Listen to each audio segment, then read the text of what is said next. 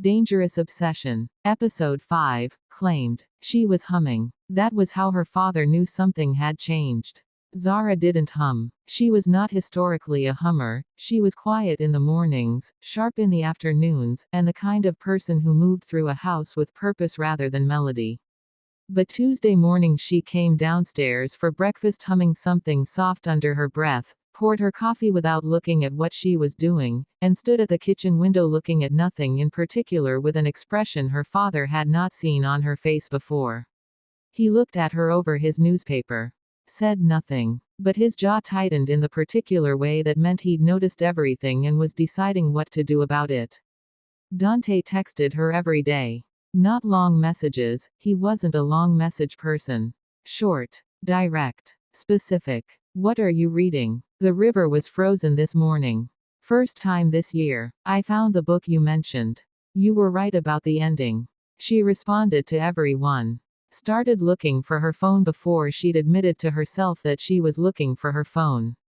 Started smiling at the screen in the particular helpless way she'd promised herself she wouldn't.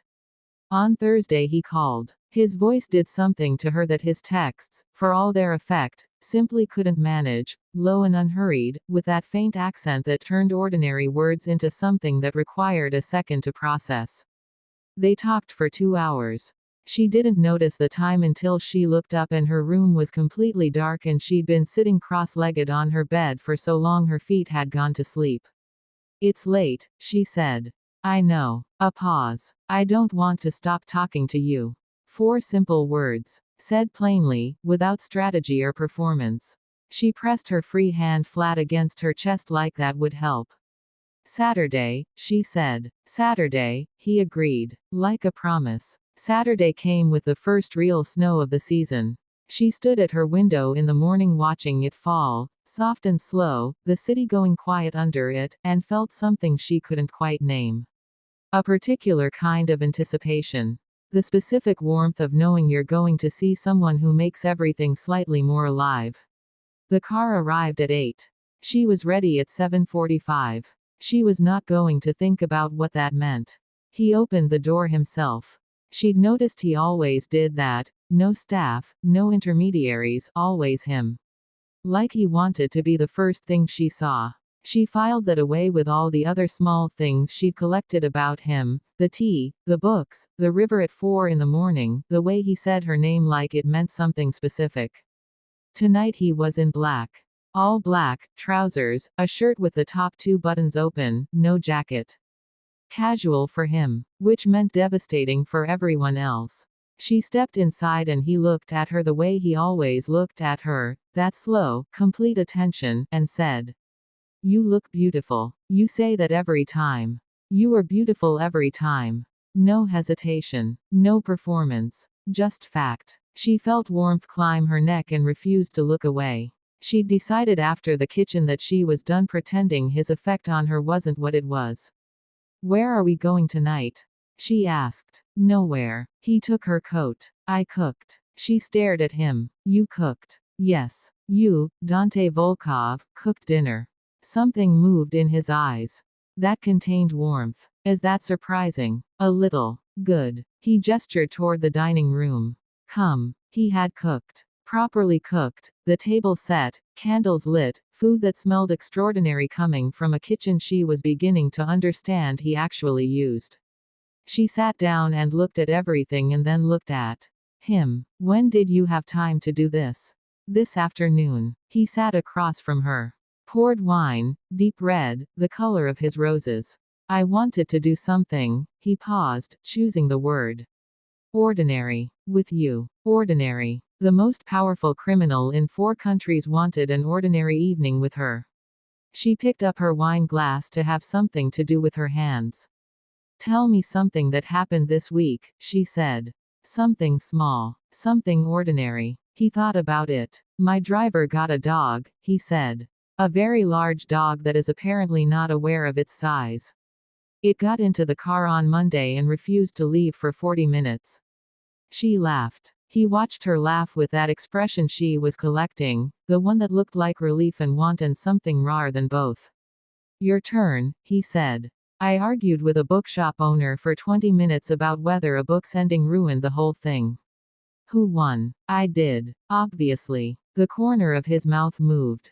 Obviously. They ate. They talked. The snow fell softly outside the window and the candles burned low and the wine was extraordinary, and she thought, not for the first time, that this was the most natural thing she'd ever done with another person. This ease. This particular comfort of someone whose company felt like something you'd been missing without knowing you were missing it. After dinner they moved to the sitting room. A fire. A sofa. The snow outside the tall windows turning the city into something soft and muffled and distant. She sat with her legs tucked under her and her wine glass in her hand, and he sat beside her, close, the way he'd been close all evening, that deliberate proximity that she felt on her skin even when he wasn't touching her. They were talking about something, a book, she thought, or maybe the city. She genuinely couldn't recall afterward, when she looked up mid-sentence and found him already looking at her. Not listening. Looking. She stopped talking. You stopped, he said.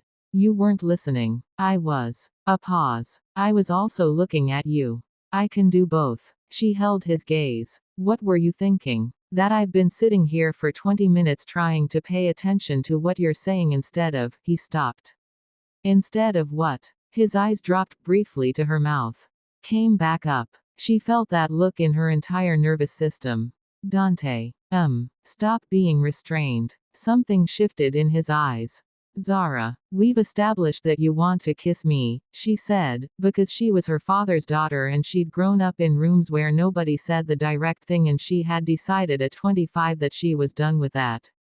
And I want you to kiss me. So the restraint at this point is just.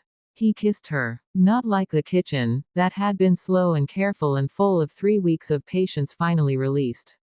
This was different. This was him deciding and then not stopping himself for once, his hand coming up to her jaw, tilting her face toward his, and kissing her with a directness that matched everything else about him. She made a sound she hadn't planned on making. His other hand found her waist, firm, warm, pulling her closer without asking permission, which she didn't mind at all, and she turned toward him fully, her hand finding his chest, feeling his heart beating faster than his composure suggested. He kissed her like she was something he'd been patient about for long enough. She kissed him back like she agreed completely. When he finally slowed, not stopping, just slowing, his lips still brushing hers, his forehead dropping to rest against hers, they were both breathing differently than they had been before. You were saying, he murmured, that the restraint was unnecessary. I was right, she said. She felt him almost smile against her lips. That rare, real thing. His thumb traced her jaw slowly. Deliberately. Like he was memorizing the line of it. Stay, he said quietly. Not, he pulled back slightly to look at her. Just stay. Have breakfast here. Watch the snow. A pause. I don't want to put you in a car yet. She looked at him, this man who made his own tea and cooked dinner and asked her to stay to watch the snow, and felt something settle in her chest with the particular finality of things that were already decided. Okay, she said. He kissed her forehead, stood, came back with a blanket that he settled over her with a matter-of-factness that somehow undid her more than anything else. Sat back down beside her. She leaned into him, slowly, giving him time to shift, and his arm came around her, warm and solid and certain. Outside the snow kept falling. Inside, neither of them spoke for a long time. She thought, clearly, without panic, with the particular calm of something true, I am in a great deal of trouble. Then she thought, I don't care even a little. At 2 in the morning her phone buzzed. She was almost asleep, warm and heavy against Dante's shoulder, the fire burned low, the snow still falling outside. She ignored it. It buzzed again. And again. She picked it up. 3 missed calls from her father. A text that had come in an hour ago that she hadn't heard. Call me. Now. It's about Volkov. And then, sent 20 minutes later, the message that made her go completely still. Someone has been asking questions about you. About where you go. Who you see. Zara, they know about him. They know about you and him. Call me. She sat up slowly. Dante felt the shift immediately. She felt him come awake beside her, fully and completely, no groggy middle ground. That was a thing she was learning about him. He didn't have to do anything. What's wrong? His voice was quiet but completely alert. She turned the phone so he could see the messages. She watched his face change. Not dramatically, Dante didn't do dramatic. But something in his eyes went very still and very cold in the space of 2 seconds, the warmth of the evening replaced by something else entirely. Something that reminded her, with sudden clarity, of exactly who he was when he wasn't making her tea and cooking dinner and kissing her on a snowy night. He reached for his own phone. Made a call. 2 words in Russian, sharp, quiet. Waited. The response came fast. She couldn't understand it, but she could read his face, and what she read there made her heart beat faster. He ended the call. Looked at her. You're staying here tonight, he said. Not a question. Dante. Someone has been watching you. His voice was even, controlled. But underneath it something that she recognized now, the same thing she'd heard in his voice when he told her father, I will see your daughter again. Certainty. Complete and immovable. You are not getting in a car alone at 2 in the morning until I know who and why. My father. I'll call your father. He stood. He'll understand. She looked up at him, this man who had been warm and ordinary and kissing her on a snowy evening 20 minutes ago, now standing in his sitting room at 2 in the morning with those pale gray eyes gone cold and his entire body radiating a particular kind of dangerous stillness. Both versions were real. That was the thing she understood in that moment. Both were completely, entirely him. Okay, she said quietly. Something moved across his face, fast, private. I'm not going to let anything happen to you, he said. Like the words cost him something to say. Like they were more than a practical statement. I know, she said.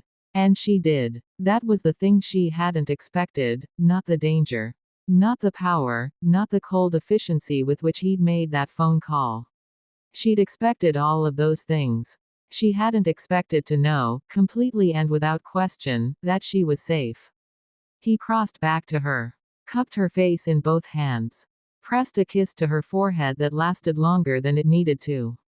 Sleep, he said against her hair. I'll handle this. She closed her eyes. Outside, the snow kept falling over the city. And somewhere in it, someone had made the worst decision of their life. They just didn't know it yet.